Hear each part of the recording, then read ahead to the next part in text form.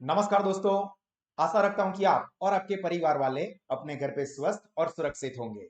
I welcome you all to Sahas institute of commerce, your own personalise high tech digital classes. दोस्तों, आज के session से हम लोग स्टार्ट करने जा रहे हैं हमारा न्यू सब्जेक्ट, जो कि है accounting and finance for service. और दोस्तों, ये जो है एक प्रैक्टिकल सब्जेक्ट है। इसका मतलब कि इसके अंदर आपको थियोरेटिकल कॉन्सेप्ट समझने होंगे और एग्जाम्पल की भी प्रैक्टिस दोनों करनी होगी।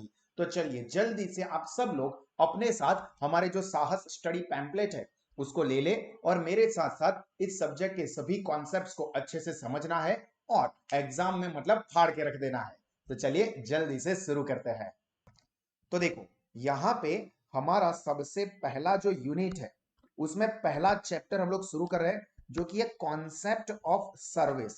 मतलब कि सर्विस क्या है उसके बारे में बेसिक चीज है। ये पूरा चैप्टर ऑलमोस्ट थियोरी है, ऑलमोस्ट मतलब 100% थियोरी ही है। तो इसके सारे बेसिक कॉन्सेप्ट आपको पता होंगे, तो जो हमारा आने वाला चैप्टर है जिसके अंदर एग्जांपल्स भी आएंगे, और उसके लिए जरूरी है कि आपके बेसिक थियोरेटिकल कॉन्सेप्ट 100% क्लियर हो। तो यहां पे सबसे पहला टॉपिक जो हमारा है that is service sector in India का ओवरव्यू। ओवरव्यू मतलब सिर्फ एक जानकारी। और ये जो टॉपिक है दोस्तों, ये सिर्फ और सिर्फ रीडिंग के पर्पज से, यहां पर से एग्जाम में आपको एक्सपेक्टेड कुछ नहीं है। आपको बेसिक चीजें पता होगी, सर्विस क्या होती है, सर्विस सेक्टर એ શું છે, એ બધું સમજવા માટે આ ટોપિક આપેલો છે। એટલે મેં અહીંયા લખેલું છે કે this is just for reading purpose, exam oriented इतना इंपॉर्टेंट नहीं है। आपको याद रखने की, रट्टा मारने की कोई जरूरत नहीं है, सिर्फ समझ लो एक बार। देखो, the service sector with an around 57% contribution to GDP has made rapid growth in the last few years। आप देखोगे तो पिछले कुछ सालों में, लास्ट फ्यू ईयर मतलब पिछले कुछ सालों में जो सर्विस सेक्टर है उसका ग्रोथ रेट बहुत ज्यादा बढ़ा है। अगर आप थोड़ा हिस्ट्री देखो तो हमारे देश की सिचुएशन क्या रही है। सबसे पहले हम लोग एग्रेरियन कंट्री मतलब खेती प्रधान देश जो અત્યારે પણ છે, मैक्सिमम एग्रीकल्चर के ऊपर डिपेंड है। उसके बाद इंडस्ट्री सेक्टर और उसके बाद ये सर्विस सेक्टर। पर ये जो सर्विस सेक्टर है ना, उसने तेजी से ग्रोथ दिखाई है और 57% कॉन्ट्रीब्यूशन है इंडिया के जीडीपी में। Emerge as the largest and fastest growing sector of economy. Economy में जैसे एग्रीकल्चर सेक्टर है, इंडस्ट्री सेक्टर है और ये हमारा सर्विस सेक्टर है। इसमें सबसे तेजी से ग्रोथ किसने किया है? सर्विस सेक्टर ने। एग्रीकल्चर बहुत स्लोली ग्रो करता है, ग्रो होता है। इनफैक्ट एग्रीकल्चर सेक्टर में तो आपको कमी देखने को मिलती है। इंडस्ट्री सेक्टर ग्रो हुआ है, बट उससे भी तेजी से ग्रो होने वाला सेक्टर है सर्विस सेक्टर।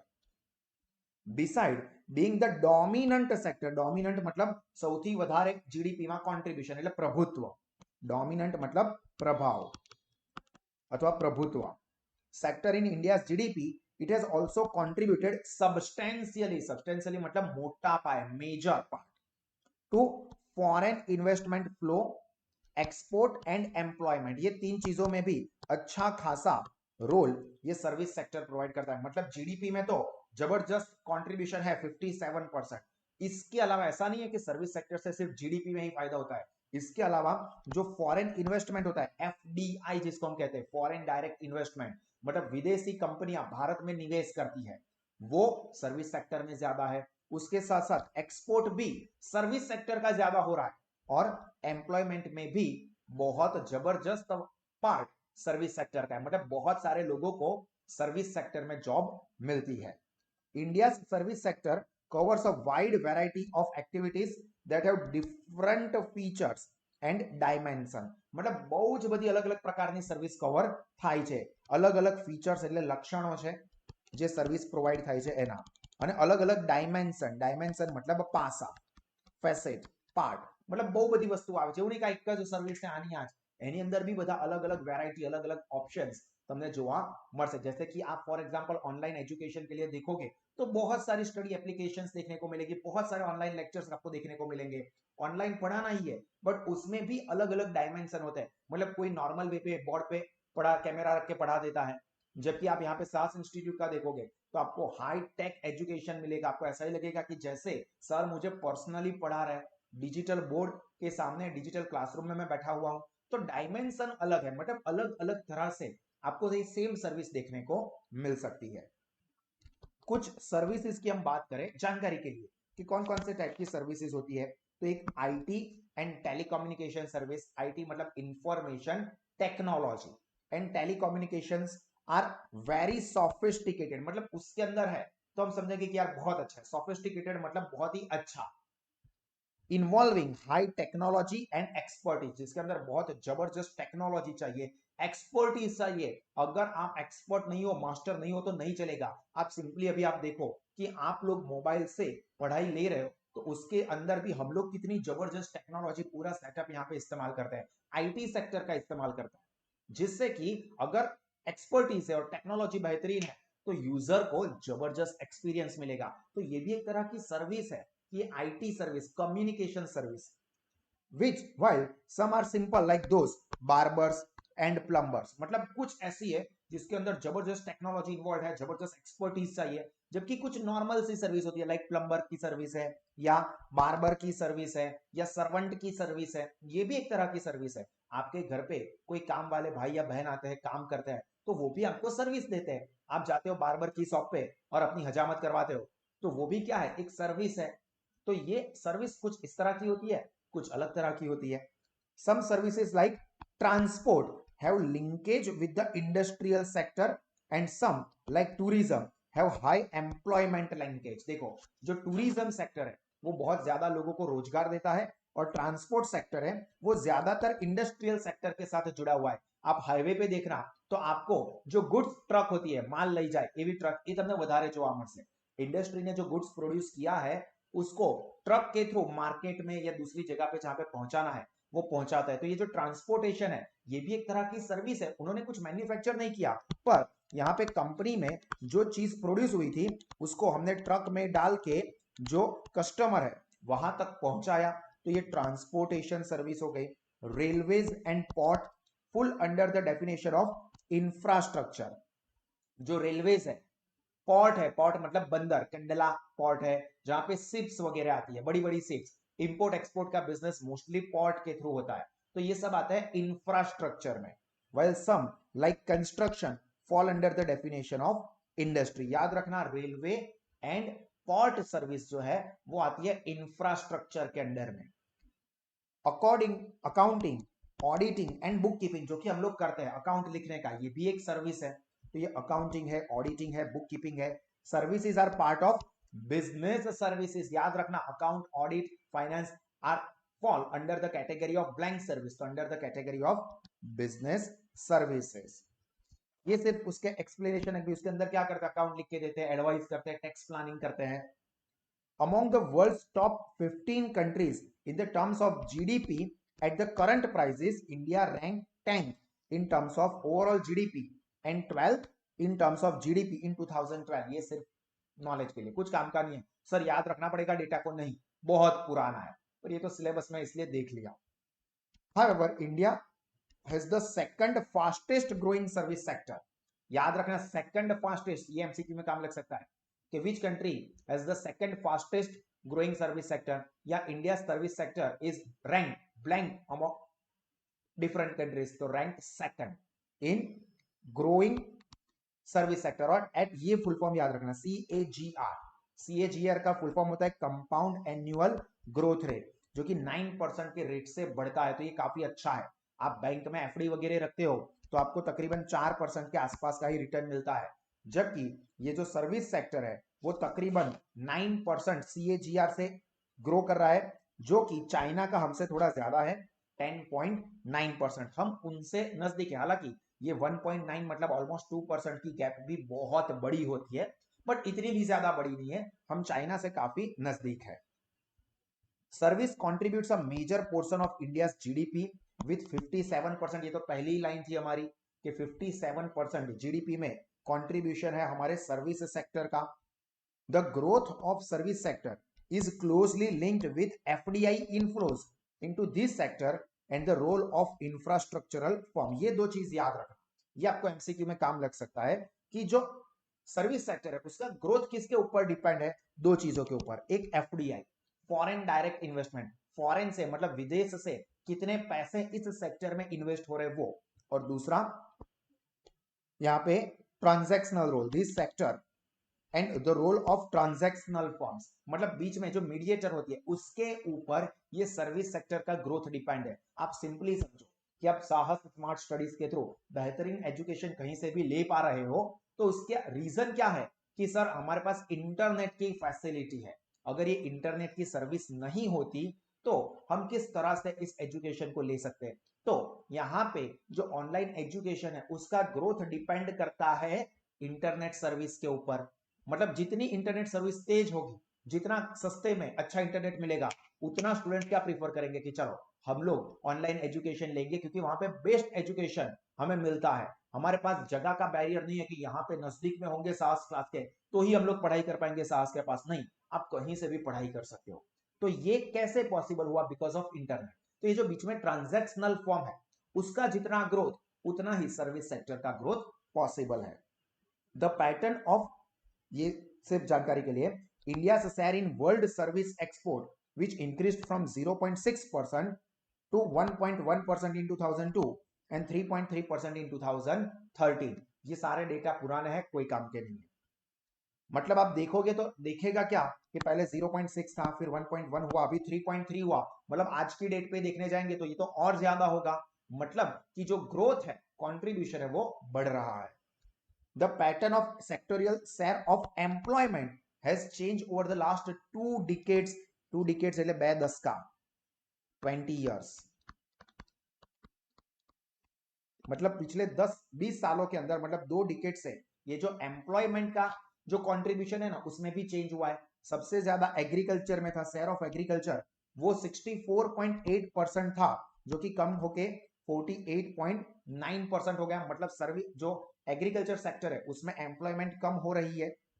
इंडस्ट्री सेक्टर का 15.6% से बढ़ के 24.3% हुआ एम्प्लॉयमेंट, रोजगार में कंट्रीब्यूशन। वहीं पे जो सर्विस सेक्टर है वो इसी पीरियड में 19.7% से 26.8% हो गया। मतलब सर्विस सेक्टर में एम्प्लॉयमेंट, रोजगार क्या हो रहे हैं? तेजी से बढ़ रहे हैं। According to World Travel and Tourism Council, the estimates the tourism sector in India contributed around 6.6% of India GDP. मतलब भारत का जो टोटल जीडीपी है उसमें 6.6% अकेला कंट्रीब्यूशन टूरिज्म सेक्टर का है, tourism travels, and supported 59.5 million job.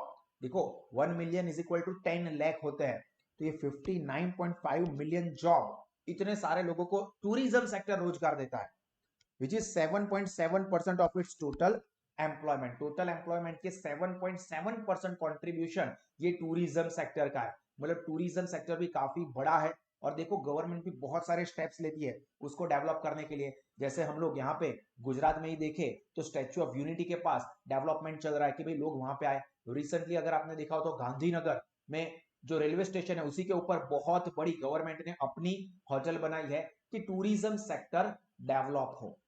तो टूरिज्म सेक्टर के अंदर 7.7% जो एम्प्लॉयमेंट है वो प्रोवाइड की जाती है टोटल सर्विस सेक्टर के एम्प्लॉयमेंट की।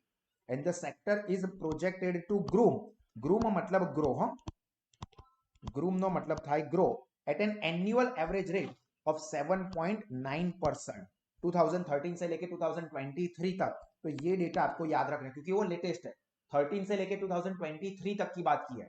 ये एक एस्टिमेशन है कि ये जो सर्विस सेक्टर है वो तकरीबन 7.9% से ग्रो करेगा, जो कि एक बहुत ही अच्छा इंडिकेशन है ग्रोथ का।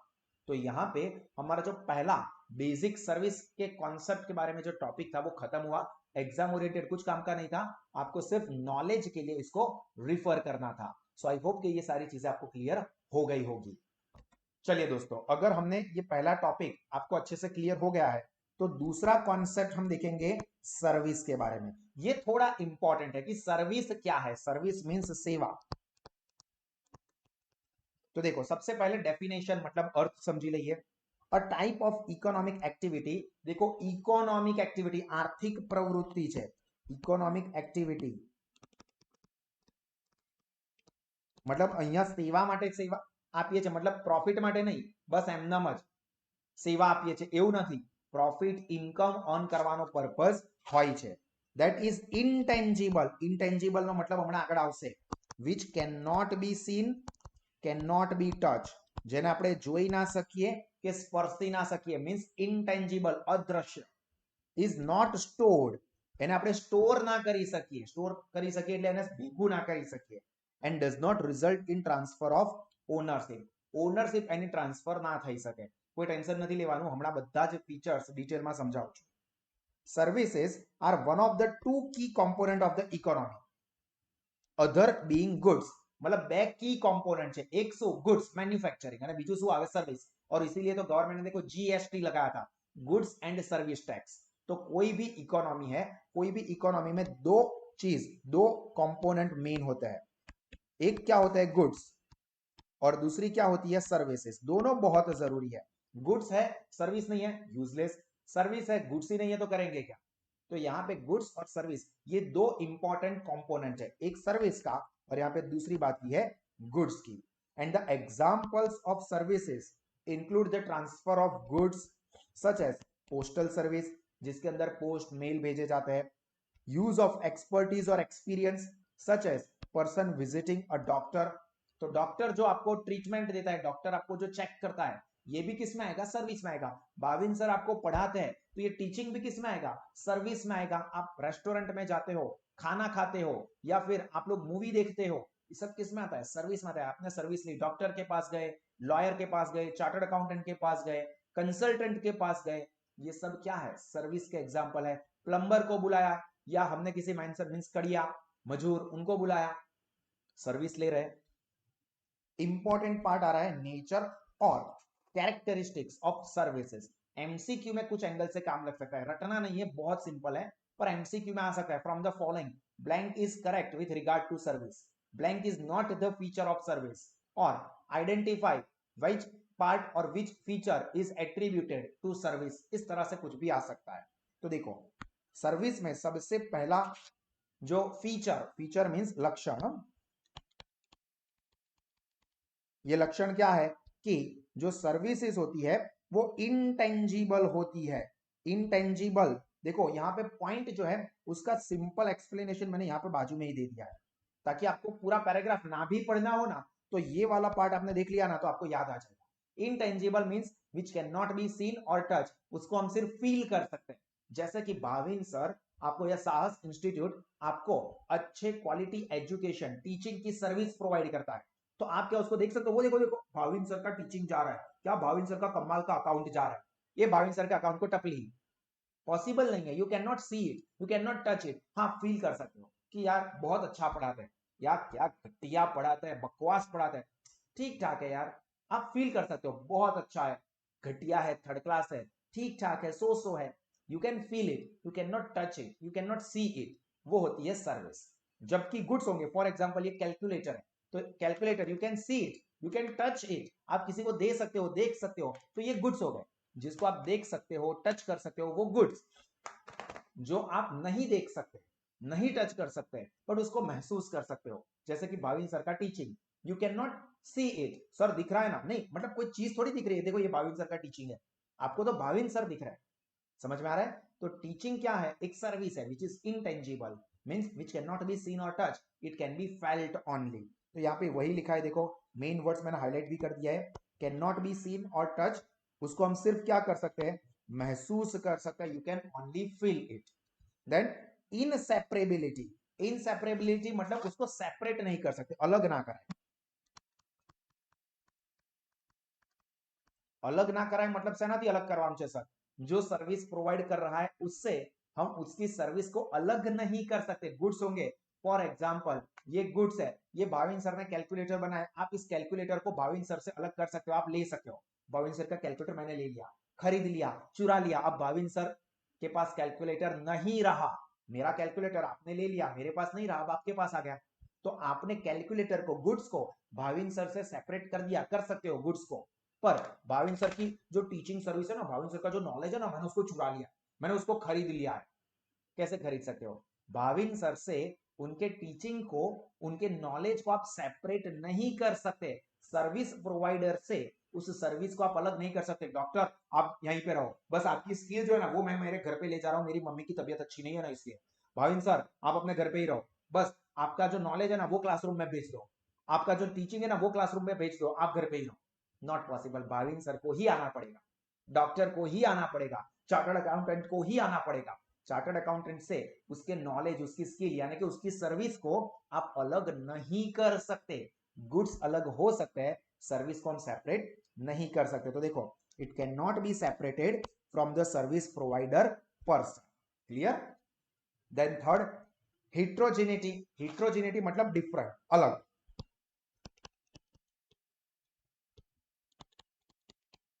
सरखू ने सरखू ना, देखो different people perform the services differently. Heterogeneity मतलब क्या? डिफरेंट। Heterogeneous, homogeneous. होमोजीनियस मतलब सर सेम, हिट्रोजीनियस मतलब डिफरेंट। तो जो सर्विस होती है वो कैसी होती है? हिट्रोजीनियस होती है, मतलब अलग अलग है। भाविन सर पढ़ाते हैं आपको ये अकाउंट का सब्जेक्ट इस वक्त, ऐसे ही कोई और टीचर भी अकाउंट पढ़ाएंगे, तो अकाउंट के कॉन्सेप्ट तो सेम रहेंगे, बट उनकी जो पढ़ाने की स्टाइल है, उनका जो नॉलेज है, उनका जो प्रेजेंटेशन है, वो सब अलग रहेगा। आप ऐसा नहीं कि भाविन सर के जैसा डिट्टू टू डिट्टू ये मिस्टर ए जो है वो भी पढ़ा रहा है, नहीं पॉसिबल होगा। अलग अलग पर्सन के हिसाब से वो सर्विस अलग अलग होगी। आप देखो एक एक्टर एक्टिंग करता है तो अमिताभ बच्चन भी एक्टिंग करता है, वही डायलॉग अगर फॉर एग्जांपल राजपाल यादव को देंगे तो वो भी बता सकता है, आज मेरे पास बंगला है, गाड़ी है, बैंक बैलेंस है, तुम्हारे पास क्या है? नहीं अच्छा लगेगा। अमिताभ बच्चन बोलेगा, आज मेरे पास पैसा है, बंगला है, गाड़ी है, बैंक बैलेंस है, तुम्हारे पास क्या है? क्या मजा, तालियां तालियां। तो ये क्या है? सेम चीज हो सकती है, बट सर्विस प्रोवाइडर के हिसाब से मतलब वो पर्सन से वो अलग अलग हो सकती है। इवन कई बार ऐसा भी होता है कि सेम पर्सन भी अलग अलग सर्विस दे। मतलब आज मेरी तबीयत अच्छी नहीं है और मैं टॉपिक पढ़ा रहा हूँ एएफएस का, नहीं आज सर ने अच्छा नहीं पढ़ाया, आज सर क्या मूड में थे, क्या जोश में थे, क्या जबरदस्त पढ़ाया। सर्विस डिफरेंट हो सकती है। गुड्स होंगे तो क्या होंगे कि एक कैलकुलेटर बना, सभी कैलकुलेटर इसी टाइप के बने, बट सर्विस में डिफरेंस होगा। Then perishability. पेरिसेबिलिटी नो मतलब શું? नासवंत। मतलब अगर गुड्स है, ये कैलकुलेटर है, मैं इसको स्टोर कर सकता हूं, मेरे ड्रॉवर में रख दिया, स्टोर हो गया, मैं 2 दिन के बाद निकालूंगा तो ये 2 दिन के बाद फिर से मेरे पास आ गया, तो मैं इसको गुड्स को स्टोर कर सकता हूं। बट आज भाविन सर का लेक्चर नहीं था, मैं इसको स्टोर कर देता हूं, 2 दिन के बाद इन लेक्चर को देखूंगा। अभी पहले तो ये पूरा इम्पॉसिबल था, आज के जमाने में टेक्नोलॉजी है तो आप स्टोर कर सकते हो। सर सात स्मार्ट स्टडीज ऐप में ना सब कुछ स्टोर किया हुआ ही तो है, हम हमारी मर्जी के हिसाब से यूज करेंगे। तो ये आगे का सोच के टेक्नोलॉजी का यूज करके हम आपको प्रोवाइड कर रहे हैं। बाकी नॉर्मली भाविन सर की सर्विस है तो भाविन सर ने अभी पढ़ा है, आप समझो। जो स्टूडेंट फॉर एग्जांपल अभी लाइव में इस सेशन को नहीं देखेंगे, उनके लिए गया, खत्म, टाटा बाय बाय, ऐसा हो जाएगा। उसको स्टोर नहीं कर सकते। हाँ, अभी टेक्नोलॉजिकल एडवांसमेंट है तो मैं इसको स्टोर करके आपको दे सकता हूं, जिसको आप बाद में देख सकते हो। बट नॉर्मल वे पे क्या होगा कि सर्विस प्रोवाइडर जैसे सर्विस प्रोड्यूस हो रही है वैसे ही वो कंज्यूम होगी। देखो मैंने अभी प्रोड्यूस किया, मैं अभी ये सेंटेंस बोल रहा हूं, नॉलेज बोल रहा हूं, और आप अभी उसको यूज कर रहे हैं। कैलकुलेटर जिस वक्त बन रहा था उस वक्त यूज नहीं किया, बना था बहुत टाइम पहले, उसके बाद हमने खरीदा और बाद में यूज कर रहे हैं। जबकि सर्विस में क्या होता है, मैं अभी प्रोड्यूस कर रहा हूं, पढ़ा रहा हूं, और अभी का अभी आप लोग उसको यूज भी कर रहे हो, बाद में पॉसिबल नहीं होगा। दैट मीन्स कि ये पेरिसेबल है कि अभी नहीं किया, खत्म, बाय बाय, गया। And last, no transfer of ownership. Ownership transfer नहीं हो सकती। ये कैलकुलेटर है कैसियो कंपनी का है, कैसियो कंपनी को मैंने 200 रुपए दे दिए, ये कैलकुलेटर अब मेरा है, माइन, मेरा बाबू, मेरा सोना, मेरा जानू, ऐसा।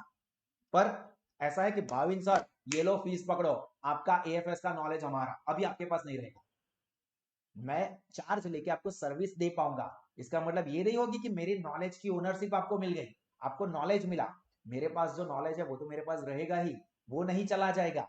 कम गुड्स में क्या होगा कि ये कैसियो कंपनी ने मुझे कैलकुलेटर दे दिया, तो अब ये कैलकुलेटर उनके पास नहीं होगा, वो गया उनके पास, अब मेरे पास ही है। पर मैंने आज आपको जो लेक्चर दिया, इसका मतलब ये नहीं कि अब ये नॉलेज मेरे पास से चला गया, मेरे पास रहेगा भाई। तो इसमें ओनरशिप ट्रांसफर नहीं होती है, सिर्फ सर्विस प्रोवाइड होगी, ओनरशिप ट्रांसफर नहीं होगी। तो यहाँ पे ये इंपॉर्टेंट फीचर्स हमारे ये सर्विस के खत्म हुए। क्लियर? देखो दोस्तों, अगर आपको अब जो सेकंड टॉपिक में हमने सर्विस के फीचर्स देख लिए वो समझ में आ गए ना, तो अब ये टॉपिक काफी इजीली आपको समझ में आ जाएगा। जो कि है difference between goods and services. अगर आपको डिस्क्रिप्टिव एग्जाम है तो उसमें 2-3 मार्क में या 5 मार्क तक पूछ सकते हैं गुड्स और सर्विस का डिफरेंस क्या है। तो ये इकोनॉमिक में आप लोग ऑलरेडी पढ़ चुके हो, इकोनॉमिक्स में आ चुका है कि गुड्स होते हैं सर्विस होता है। तो देखो मीनिंग, जो गुड्स है मतलब फिजिकल गुड्स, जैसे कि ये कैलकुलेटर, तो वो क्या होता है, मटेरियल आइटम्स, मतलब टेंजिबल होते हैं, विच यू कैन सी और टच। जबकि सर्विसेज क्या होती है, एमिनिटीज होती है, फैसिलिटीज होती है, मतलब सुविधाओं, जिसका बेनिफिट आपको मिलेगा, वो चीज नहीं मिल जाएगी। मेरे नॉलेज, मेरे टीचिंग का बेनिफिट आपको मिलेगा, मेरा टीचिंग आपको नहीं मिल जाएगा, मतलब वो इनटेंजिबल है, वो सेपरेट नहीं हो सकते। नेचर जो अभी मैंने समझाया, गुड्स टेंजिबल होते हैं, you can see, you can touch, जबकि service you can not see और touch, that means it is intangible, अदृश्य, which can not be seen और touch. Then transfer of ownership, तो गुड्स ये मेरी मालिकी क्या है, मेरी ओनरशिप क्या है, मैं आपको दे सकता हूं, अब आप उसके ओनर हो गए। बट सर्विस ओनरशिप ट्रांसफर नहीं होगी, मैंने आपको लेक्चर दे दिया, नॉलेज दे दिया, ओके सर अब इस नॉलेज के मालिक हम हैं, आप नहीं, नहीं मेरे पास भी रहेगा, आपके पास भी रहेगा, मेरे पास भी रहेगा। और इसीलिए देखो नॉलेज को ऐसा कहते हैं कि एक ऐसी चीज जो कि बढ़ती है, जो कि अच्छी बात है। तो यहां पे यही चीज कही है कि यहां पे ओनरशिप जो है वो गुड्स में ट्रांसफर हो सकती है, सर्विस में ट्रांसफर नहीं हो सकती।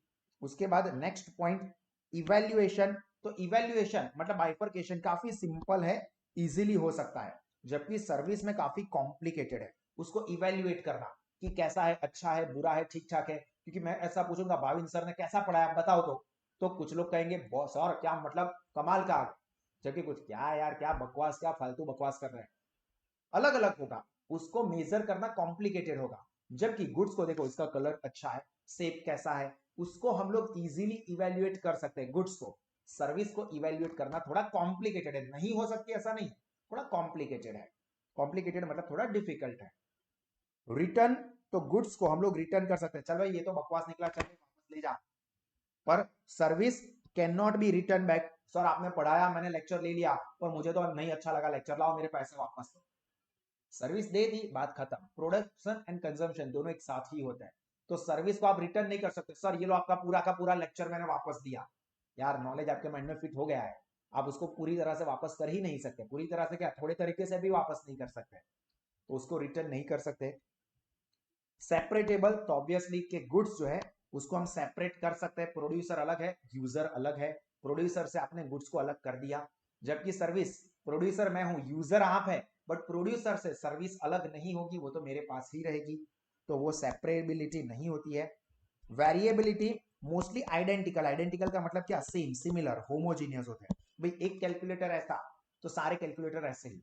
जबकि सर्विस में आपको डाइवर्सिफाइड मिलेगा, आपको मेरा लेक्चर आज का अलग लग सकता है, कल का और अलग लग सकता है, कल का लेक्चर और अच्छा लग सकता है, थोड़ा बुरा लग सकता है, कुछ भी हो सकता है, क्योंकि वो पर्सन के ऊपर डिपेंड है। कल मेरी तबीयत अच्छी नहीं है तो यार मेरा पढ़ाने में मूड नहीं होगा, मैं किसी टेंशन में हूं तो पढ़ाने में मूड नहीं होगा, मैं खुश में हूं तो मतलब और जबरदस्त धुआंधार बैटिंग करेंगे। हालांकि ऑलमोस्ट मैं पढ़ाने के टाइम पे धुआंधार बैटिंग ही करता हूं, बट ये तो एक बात है कि चेंज हो सकता है, बट प्रोडक्ट के अंदर आपको सिमिलर चीजें मिलेगी। स्टोरेज, ऑब्वियस है कि गुड्स को हम लोग स्टोर कर सकते हैं, जबकि इसको हम लोग स्टोर नहीं कर सकते। प्रोडक्शन एंड कंजम्पशन, तो प्रोडक्शन गुड्स में अलग टाइम पे होगा, कंजम्पशन अलग टाइम पे होगा, मतलब टाइम गैप होती है, टाइम लैग मतलब टाइम गैप, ठीक है। जबकि सर्विस में क्या होता है, दोनों साइमल्टेनियस होता है, मतलब साथ साथ।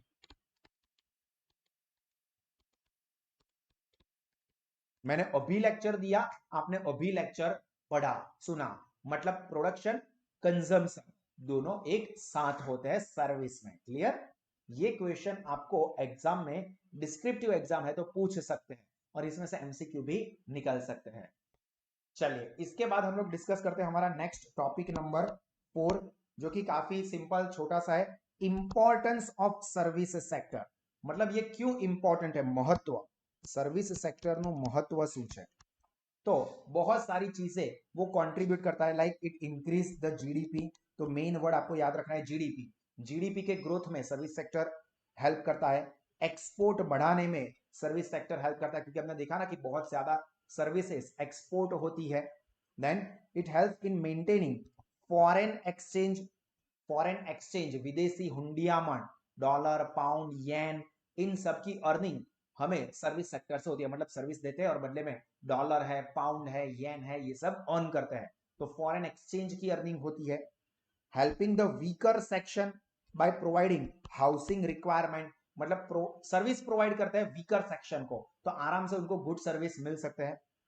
It encourages better infrastructure, service sector की वजह से इंफ्रास्ट्रक्चर भी काफी अच्छा डेवलप होता है, जैसे कि इलेक्ट्रिसिटी, हाईवे, रेलवेज, रोडवेज वगैरह। यहाँ पे एक आप रोडवेज कर दोगे, रोडवेज हो सकता है, सीवेज हो सकता है, ये सब चीजें डेवलप होती है सर्विस सेक्टर की वजह से। And it help played very important role in the growth of information technology, IT के ग्रोथ में भी सर्विस सेक्टर बहुत इंपॉर्टेंट रोल प्ले करता है, क्योंकि आईटी जो है वो अल्टीमेटली सर्विस प्रोवाइडिंग फर्म है। तो वो सर्विस प्रोवाइडर की वजह से हमारा जो इंफॉर्मेशन टेक्नोलॉजी है उसका ग्रोथ जबरदस्त होता है। अगर वो नहीं होगा तो आईटी का ग्रोथ नहीं होगा, आईटी का ग्रोथ नहीं होगा तो हम क्यों, जो घर बैठे बैठे अच्छी सुविधाएं मिलती है, लाइक सास स्मार्ट स्टडीज के थ्रू अच्छा एजुकेशन मिलता है, अमेजोन या फ्लिपकार्ट के थ्रू गुड्स मिलते हैं, कुछ भी आप खरीदना चाहते हो, या आपको जोमेटो के थ्रू जैसे फूड मिलता है घर पे, वो सब सर्विसेज हमको नहीं मिल सकती। तो ये सब इंपॉर्टेंस के पॉइंट है सर्विस सेक्टर के। तो ये भी आप लोगों को याद रखने, शायद 2-3 मार्क में, 2.5 मार्क में पूछ सकते हैं डिस्क्रिप्टिव एग्जाम में। क्लियर? अभी जो हमारा नेक्स्ट टॉपिक है दोस्तों वो है difference between service sector and manufacturing sector. तो अगर आपको गुड्स और सर्विस का डिफरेंस ऊपर जो हमने अभी डिस्कस किया वो समझ में आ गया, तो मैन्युफैक्चरिंग सेक्टर और सर्विस सेक्टर का डिफरेंस भी ऑटोमेटिकली समझ में आ जाएगा। देखो, service sector do not produce the goods but provide certain services, goods नहीं बनाते हैं, सर्विस प्रोड्यूस करते हैं, सर्विस प्रोवाइड करते हैं। जबकि जो मैन्युफैक्चरिंग सेक्टर है वो क्या करता है, engage in the production of goods, जैसे कि टीवी है, मोबाइल फोन है, कार है, कपड़े है, ये सब क्या है, गुड्स है, जिसका मैन्युफैक्चर सेक्टर में होता है। मैन्युफैक्चरिंग मतलब उत्पादन, प्रोडक्शन।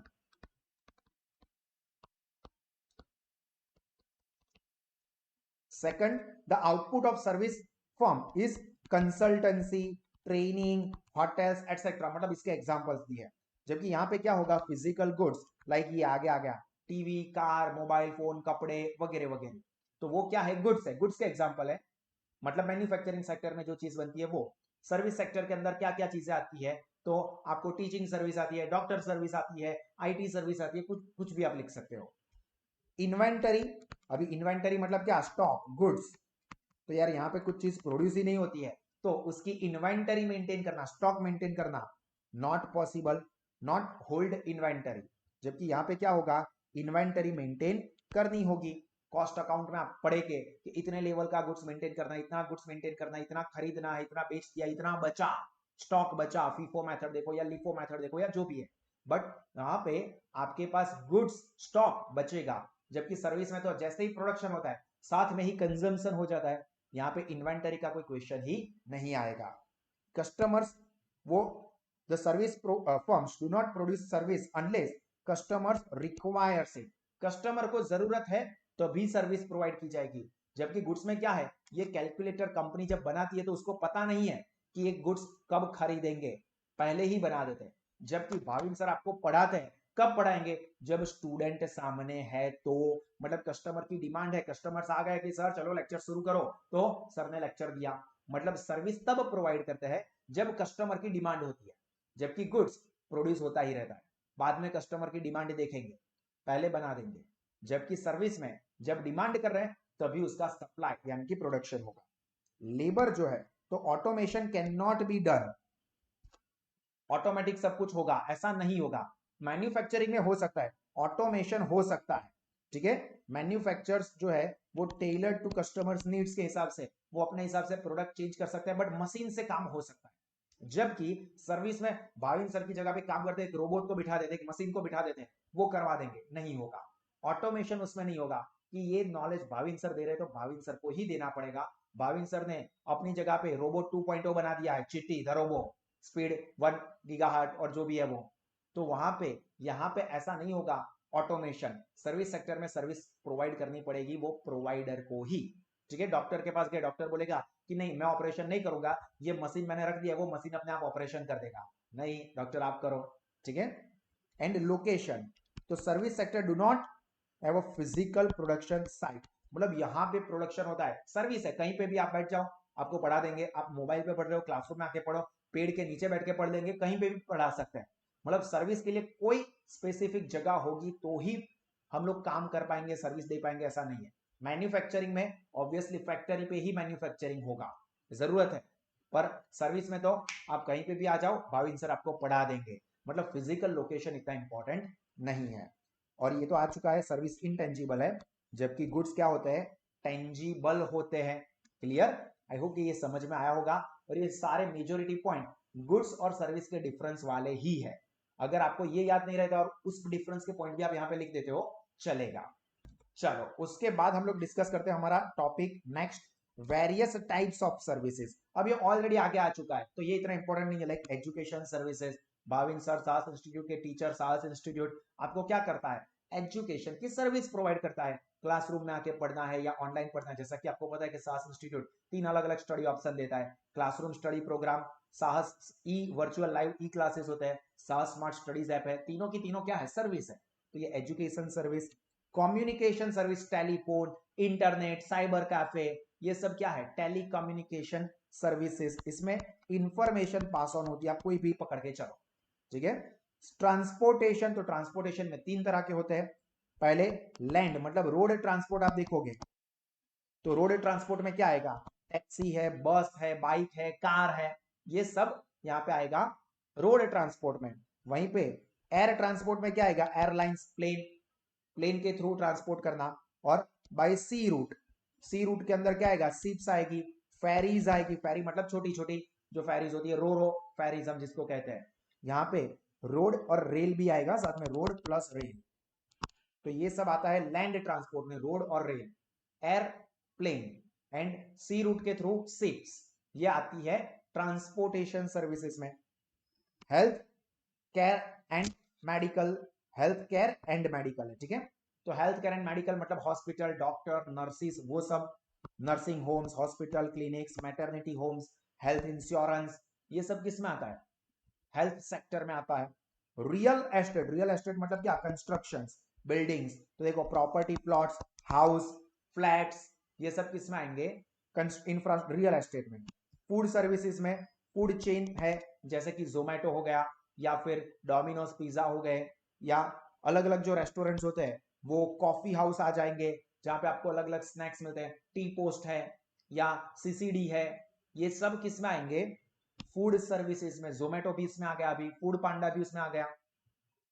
लीगल सर्विसेज जैसे कि लॉयर्स हो गए, अटॉर्नी हो गए, कॉन्ट्रैक्ट्स हो गए, सेल डीड्स, रियल कंसल्टेशन, लील कंसल्टेशन नहीं है, डील कंसल्टेशन, तो ये सब चीजें यहां पे लीगल में आएगी, उसमें आप याद रख सकते हो लॉयर या एडवोकेट या अटॉर्नी, ये सब आती है लीगल सर्विसेज में। ब्यूटी केयर सर्विसेज, सजना है मुझे सजना के लिए, ब्यूटी पार्लर में जाएंगे, ब्यूटीफुल बनेंगे, मेल जेंट्स भी जाते हैं आजकल तो ज्यादा जाते हैं, तो बॉयज गर्ल्स क्या करते हैं, हम लोग जाएंगे पार्लर में, वहां पे फेशियल करवाएंगे, ये करवाएंगे, वो करवाएंगे। उसके अलावा कॉस्मेटिक्स होता है, सर्जरी क्लिनिक्स होते हैं, स्किन सर्जरी करवाया, ये ट्रांसप्लांटेशन करवाया, ये करवाया, वो करवाया, ये सब किस में आता है, हेल्थ केयर सर्विसेज में।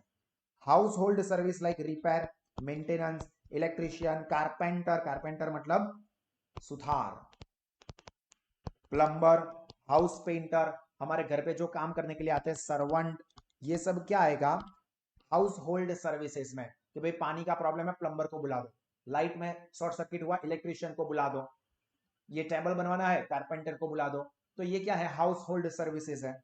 Professional services and medical care, medical care वाला तो आगे देख लिया, professional service like chartered accountant है, लॉयर है, कंपनी सेक्रेटरी है, उनकी सर्विस, ये सब किस में आएगा, प्रोफेशनल सर्विसेज में। क्लियर हुआ यहां तक दोस्तों।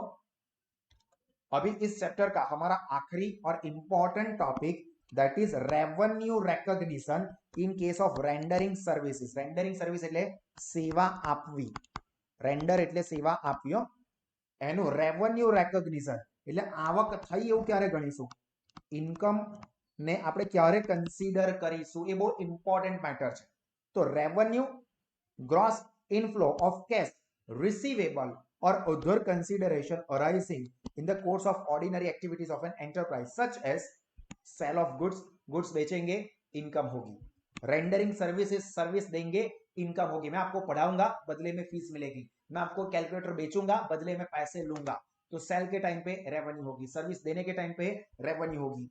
Use of enterprise resources by other yielding interest, dividend, जैसे कि फॉर एग्जांपल मेरे पास बहुत ज्यादा पैसे है, आपको बिजनेस करना है, तो मैं आपको पैसे प्रोवाइड करूंगा, मतलब कैपिटल दूंगा, और बदले में क्या, इंटरेस्ट की इनकम, डिविडेंड की इनकम, रॉयल्टी, रेंट, ये सब अलग अलग इनकम हो सकती है, अलग अलग तरीके से अलग अलग इनकम हमारी हो सकती है। अभी ये अलग अलग के लिए कहा, अब हम बात करेंगे स्पेसिफिक सर्विस सेक्टर के लिए। ये सेल ऑफ गुड्स भी आ गया, या कैपिटल वगैरह प्रोवाइड करना भी आ गया, सर्विस भी आ गया। अभी हमारा जो सब्जेक्ट है वो तो सर्विस के साथ जुड़ा हुआ है, तो यहां पे देखो there are two methods of revenue recognition. Income को हम दो तरह से कंसीडर कर सकते हैं, पहला कंप्लीटेड सर्विस और contract method, completed service contract method. बहुत सिंपल सर्विस के लिए ये यूज होता है, याद रखना इंपॉर्टेंट है, एमसीक्यू के लिए भी, एग्जांपल के लिए। રેવન્યુ ઇઝ રેકોગ્નાઇઝડ એટલે કન્સિડર કરવું, લખવું કે યસ મારી ઇન્કમ થઈ ગઈ છે એવું હું માની લઈશ. when service is about to be completed और no significant uncertainty exist, दो चीजें कही कि रेवेन्यू कब हम कंसीडर करेंगे, तो या तो सर्विस ऑलमोस्ट खत्म हो गई, मतलब आपको मैंने सब कुछ प्रोवाइड कर दिया, या फिर अब कोई अनसर्टेनिटी नहीं बाकी है, अनसर्टेनिटी मतलब अनिश्चितता, રેસ્ટોરન્ટમાં તમે ગયા, તમે બધું જ ખાઈ લીધું છે, મીન્સ ઓલમોસ્ટ તમારું કામ પતી ગયું છે, જે હોટલ છે કે રેસ્ટોરન્ટ છે એમના તરફથી કે અમે બધી જ સર્વિસ આપી દીધી છે, અને હવે કોઈ જ સિગ્નિફિકન્ટ એટલે કોઈ મોટો અનસર્ટેનિટી બાકી રહ્યો નથી, બધું એકદમ વ્યવસ્થિત સ્મૂથલી થઈ ગયું છે. About the collection of the amount of service charge, તો મતલબ અમે બધું આપી દીધું છે, સર્વિસનો ચાર્જ અમને મળી જશે. રેસ્ટોરન્ટમાં ગયા, તમે બધું ખાધું, તમે ફિંગરબોલમાં હાથ બી ધોઈ લીધા, મુખવાસ બી ખાઈ લીધો, मतलब તમે રૂપિયા આપી દેશો જ. This method should be applied when the act to be performed is a single act.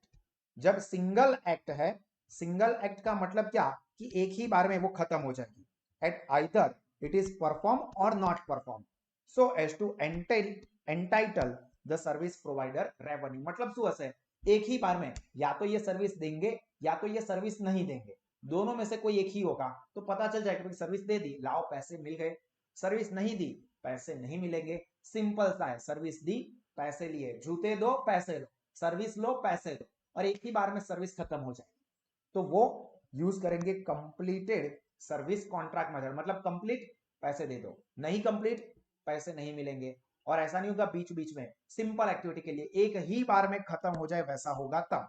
But ऐसा है कि प्रोजेक्ट बड़ा है, एक बार में खत्म हो जाए वैसा नहीं है, इंस्टॉलमेंट में चलेगा, तो वहां पे आएगा प्रोपोर्शनेट कंप्लीशन मेथड. सिंपल, नाम से ही पता चल जाएगा, जितना कंप्लीट हुआ उतना पेमेंट करो, पूरा नहीं करना है, जितना जितना होता जाता है उसके हिसाब से आप लोग पेमेंट करोगे. तो revenue is recognized by the reference to the performance of each act, मतलब आपने जितना जितना काम किया उतना उतना पेमेंट करना पड़ेगा. फॉर एग्जाम्पल बिल्डर जो है वो एक बड़ी बिल्डिंग बनाता है और उसमें आप फ्लैट बुक करवाते हो, तो वो पूरे पैसे एक साथ नहीं लेता है, क्या कहता है भाई जब बुकिंग के टाइम पे 20% दो, फिर हम प्लिंथ लेवल पे आएंगे तब 10% दो, फर्स्ट स्लैब हो जाए तो 20%, सेकंड स्लैब हो जाए तब 20%, और पूरा घर रेडी हो जाए तब 10%, और बाकी का जो बचा फॉर एग्जांपल 10% या 15%, तो वो पोजीशन से पहले देना पड़ेगा. तो यहाँ पे क्या हुआ, पूरे पैसे एक साथ मिलेंगे या नहीं मिलेंगे ऐसा नहीं है, पार्ट में इतना काम करेंगे इतना पैसा, इतना काम करेंगे इतना पैसा, इतना काम करेंगे इतना पैसा, तो ये क्या हुआ, प्रपोर्शन से पैसा मिलेगा, जितनी सर्विस होती जाती है उसके हिसाब से पेमेंट मिलता जाएगा. क्लियर. ट्यूशन फीस में भी ऐसा होता है, देखो इसका एग्जांपल, ट्यूशन फीस में भी क्या कर सकते हैं, इंस्टॉलमेंट में पे करेंगे, पहले इतना फिर इतना फिर इतना. फॉर एग्जांपल सेमेस्टर के हिसाब से आप पढ़ाई करो तो पहले सेमेस्टर का इतना, फिर दूसरे सेमेस्टर का, फिर तीसरे सेमेस्टर का, फिर चौथे सेमेस्टर का, तो ये क्या हुआ, इंस्टॉलमेंट के हिसाब से पहले सेमेस्टर की फीस पे की, पहले सेमेस्टर का एजुकेशन लिया, दूसरे सेमेस्टर की फीस पे की, दूसरे सेमेस्टर का एजुकेशन लिया. तो मतलब क्या हुआ, उसमें भी इंस्टॉलमेंट मींस जितना काम होता है उसके हिसाब से पेमेंट करते हैं. अभी उसके एग्जांपल समझ लेते हैं, ये इंपॉर्टेंट है, आपको एमसीक्यू में काम लग सकता है. नेचर ऑफ सर्विस, कौन से टाइप की सर्विस है तो आप उसकी इनकम कब मानोगे, कब उसकी इनकम हुई ये कंसीडर करोगे, और दो मेथड है उसमें से कौन सी मेथड आप यूज करोगे। ठीक है, मतलब कि कंप्लीटेड या प्रपोर्शनेट, ये दो मेथड है, कंप्लीटेड या प्रपोर्शनेट। कंप्लीटेड मतलब सिंगल वाला, प्रपोर्शनेट मतलब पार्ट में, इंस्टॉलमेंट में। तो देखो, इंस्टॉलेशन फीस है, लाइक एयर कंडीशन के इंस्टॉलेशन की फीस है, कि हमारा ये पूरा टेक्निकल सेटअप है, ये पूरा बोर्ड है, सब चीजें, उसको इंस्टॉल करने की फैसिलिटी है, तो इंस्टॉलेशन सर्विसेज है, तो उसकी fees. When the equipment is installed, पैसे कब इनकम जनरेट होगी, जब एसी या ये पूरी सिस्टम हमारी इंस्टॉल हो जाएगी तब पैसे देंगे। तो यहाँ पे कौन सी मेथड आएगी, कंप्लीटेड सर्विस, इंस्टॉलेशन कर दो पैसे ले जाओ, या पैसे ले लो इंस्टॉलेशन कर दो, मतलब एक ही बार में इंस्टॉलेशन कर दिया, पैसे हमें पे करने पड़ेंगे, सर्विस प्रोवाइडर के एंगल से पैसे हमको मिलेंगे। इंश्योरेंस एजेंसी कमीशन, तो on effective commencement of the policy, commencement मतलब start of policy, of the renewal of policy, मतलब जब भी पॉलिसी शुरू हो जाती है तभी उसका प्रीमियम आपको पे कर देना पड़ता है, मतलब पहले ही प्रीमियम पे कर दो। ऐसा नहीं कि अगर मुझे कुछ हो जाएगा तो मैं प्रीमियम पे करूंगा, ऐसा नहीं, प्रीमियम पहले पे कर देना पड़ता है। Media commission of advertising agency, तो व्हेन द रिलेटेड एडवर्टाइजमेंट और commercial appears before the public and the necessary intimation is received by the agency. Intimation मतलब इंटीमेशन, या फिर हम ऐसा कह सकते हैं इंडिकेशन, मतलब मैंने रेडियो वालों को बोला कि भाई साहस की एडवर्टाइजमेंट रेडियो पे चलाओ, मैंने टीवी वालों को बोला कि साहस ऐप की एडवर्टाइजमेंट टीवी पे चलाओ, तो जब मैं दूंगा तब वहां पे क्या हो जाएगी, सर्विस प्रोवाइडर जो मीडिया हाउस है उनकी इनकम जनरेट हो गई, क्यों, क्योंकि उन्होंने मेरी एडवर्टाइजमेंट को दिखा दिया, तो उनको पैसे मिल जाएंगे।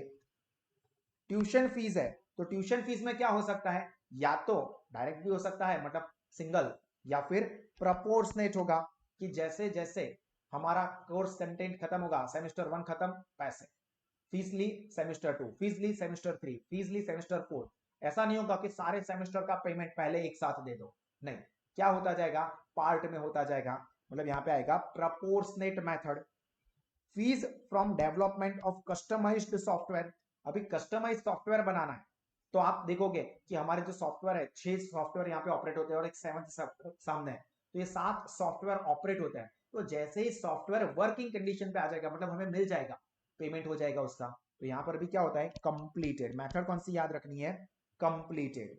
जबकि फ्रेंचाइजिंग फीस है, मतलब फ्रेंचाइजी देते हैं, तो फ्रेंचाइजिंग फीस में क्या होता है, डिपेंड करता है कि या तो कंप्लीटेड भी हो सकता है या प्रपोर्शनेट भी हो सकता है, मोस्टली कंप्लीटेड होता है, मतलब आप फॉर एग्जांपल खोड़ियार काठियावाड़ी देखोगे, तो खोड़ियार काठियावाड़ी फूड है, तो वो क्या करते हैं, फ्रेंचाइजी देते हैं, जुबिलियंट फूड फ्रेंचाइजी देते हैं, बहुत सारे ऐसे बिजनेस है कि जो क्या करते हैं, फ्रेंचाइजी का बिजनेस करते हैं।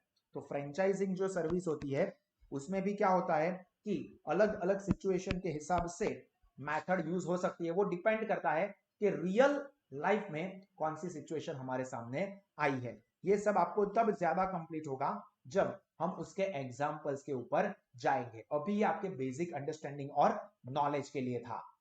तो यहाँ पे हमारा ये पूरा चैप्टर खत्म हुआ, एंड आई होप कि ये सभी कॉन्सेप्ट आपके माइंड में क्रिस्टल क्लियर हो गए होंगे। इस वीडियो को आप और 2-3 बार भी देखना एप्लीकेशन से, ताकि ये सारी चीजें आपके कॉन्सेप्ट आपके माइंड में अच्छे से फिट हो जाए। ओके, और अपने सारे दोस्तों को भी बताना कि बेस्ट क्वालिटी के एजुकेशन साहस इंस्टीट्यूट पे best of the best fees पे, मतलब लोवेस्ट फीस पे मिल रहा है, तो उसका एडवांटेज भी जरूर लें।